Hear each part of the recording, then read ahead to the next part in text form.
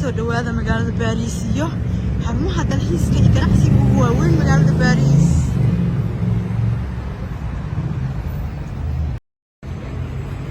markale waa Khadija Qalanjo Paris ka salaamaysa oo isku soo noqotay wali barnaamijka ayaa noo socda dalxiiska iyo goobaha ugu waaweyn ee magaalada Paris.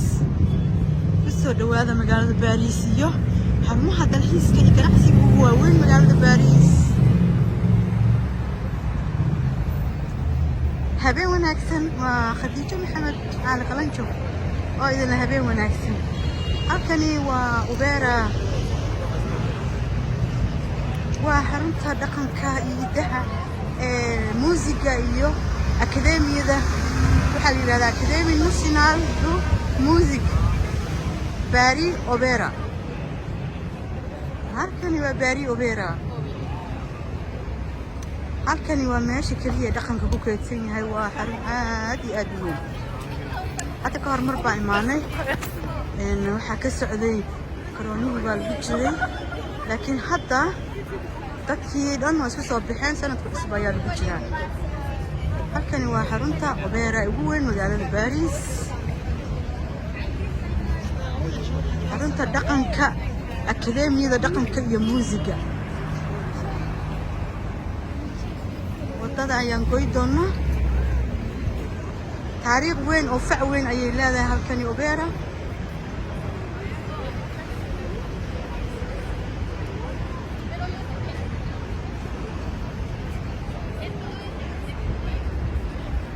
halkani waa Opera. daartan weyn ay arkaysaan waa xarunta dhaqanka Faransiiska akademiga Académie Nationale la dhahaa. hadda ka hor mar baa imaanay halkaasaan wadada u gudbi doonaa.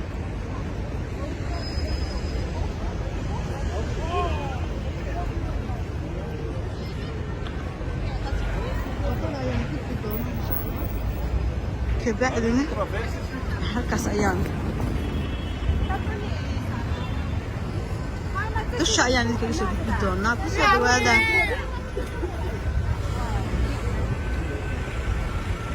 waa meel saxmad badan. waa meel dalxiisayaasha ku badan yihiin.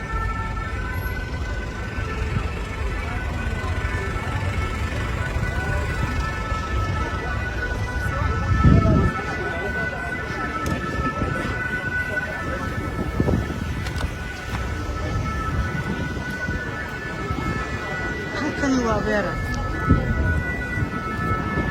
waa xarunta dhaqanka ugu weyn iyo dalxiisayaasha. haddii aad maqasho 10 goobood ee magaalada Paris ugu weyn ganacsiga haddii waxaan nahay dalxiisayaasha waa halkaas arkaysaa. waa Opera. malaayiin qof ayaa sanad kasta yimaada. dadkan arkaysaan waa dalxiisayaal doonaya inay meeshan daawadaan sanadka cusub.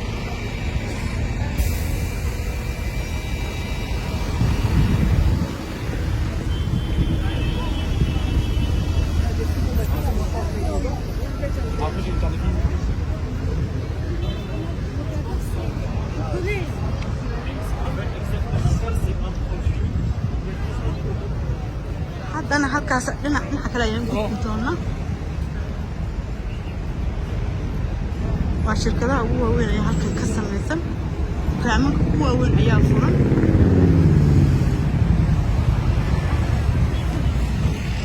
sidoo kale xaruntan ugu weyn ee Opera ammaankeeda ayaa la sugayaa. booliska ayaa halkan jooga ilaalinaya ammaanka dadweynaha iyo wadanka inta.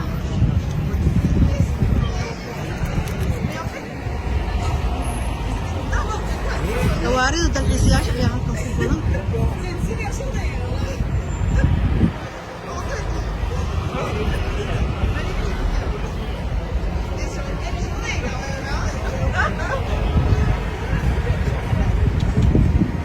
haddana wadada ayaan gudbaynaa. gawaarida dalxiiska ayaa arkaysaa waa dadka halkan soo booqanaya. xaruntan waxay ka mid tahay 10 goobood ee ugu waaweyn magaalada Paris ee dalxiiska ka jiro. waa meelaha dalxiiska loogu yimaado. 10 goobood ee ugu waaweyn magaalada.